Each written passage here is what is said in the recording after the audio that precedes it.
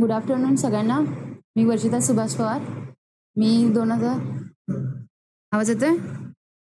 मी 19ची pass out आहे, government college engineering Karad. आणि म्हणजे सरांची सगळ्यात जुनी विद्यार्थिनी म्हणजे मी आहे.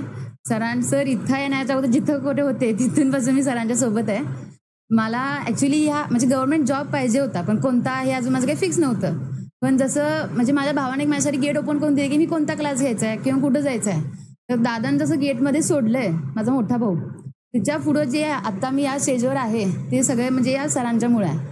म्हणजे माझा कोणताही डिसिजन असेल अक्षरशः म्हणजे पुण्यात यायचा की नाही, कोणता अभ्यास करू, कसा अभ्यास करू, ह्या सगळ्या बाबतीत मी फक्त पहिला सरांशी डिस्कस करत होते, त्याच्यानंतर माझा डिसिजन घेत होते.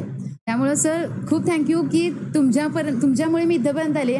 कदाचित एकतर दुसरीकडे गेले असते, दुसरी एक्झाम झाले असतं किंवा मे बी लेट झालं असतं, मे बी तुमच्याबरोबर मी अजून ऑफलाईन बॅचला पुन्हा आले असते. एवढं लवकर झालं नसतं, ते सरांच्यामुळे झाले. सरांचे बुक्स, सरांचे नोट्स एकदम बेस्ट आहेत. मी आत्तापर्यंत मशीन मेन नेटवर्क माझा स्ट्रॉंग होता, पण जे मशीन पॉवर सिस्टीम जो काही स्ट्रॉंग झाला आणि जे की आपल्या ट्रान्सपो किंवा डिस्कॉम एक्झामला जो की खूप खूप वेटेजवाला सब्जेक्ट आहे तो फक्त आणि फक्त सरांच्यामुळे झाला आहे. असा एकही प्रश्न नाही. तुम्ही आता ॲडव्हर्टाईज पण बघितली असेल की सरांनी जी ॲडव्हर्टाईज केली की आमचे एवढे मुलं आले, एवढे क्वेश्चन्स आले, तुम्ही सरांना फॉलो केलं, त्यांचे नोट्स फॉलो केले आणि बुक फॉलो केलं, डायरेक्ट स्वतःवर एक्झाम द्यायच्यावर तुमचं तुम्हाला कॉन्फिडन्स येऊन जाईल की हा आमचं निघणार आहे म्हणून. माझा ग्रुप आता तुम्ही माझ्या अगोदर जे 2 स्टुडंट तुम्ही पाहिले, आमचा 5 जणांचा ग्रुप होता.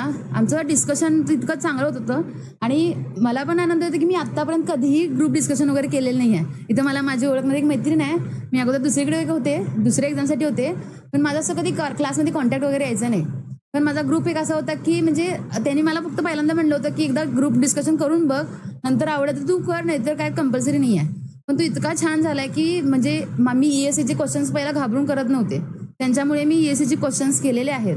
बाकीचे आमची प्रॅक्टिस, इव्हन एक आमचे अक्षय सर म्हणून आहेत, त्यांच्यामुळे थोडंसं जे काय म्हणजे फॅक्च्युअल डाटा आहे जो की पाठ पाहिजे तो आम्हाला काही लक्षात राहत नव्हता. त्यांनी कंटिन्यूस विचारून आमचं ते लक्षात राहिलं आहे. ग्रुपमधला आमचा प्रत्येक मेंबर एक असा होता की बाबा त्यांच्यामुळे मला म्हणजे खूप म्हणजे मदत झालेली आहे. सरांची पण आहे, क्लासची पण आहे. तुम्ही फक्त सरांवर विश्वास ठेवा. सारखं सरांना विचारू नका ॲड कधी येणार, एक्झाम कधी होणार, तसलं काही विचारू नका.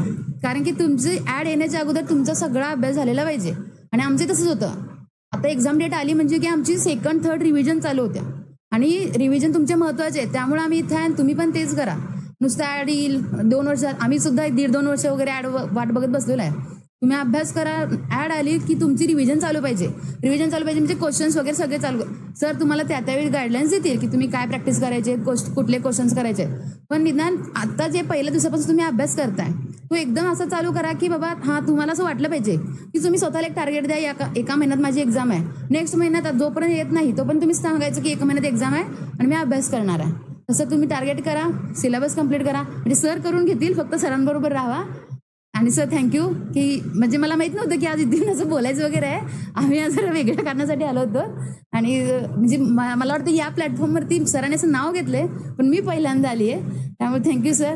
मला माहीत नाही की मी जरा बोलताना काही चुकले असेल वगैरे, तर समजून घ्या. थँक्यू. ऑल द बेस्ट सगळ्यांना.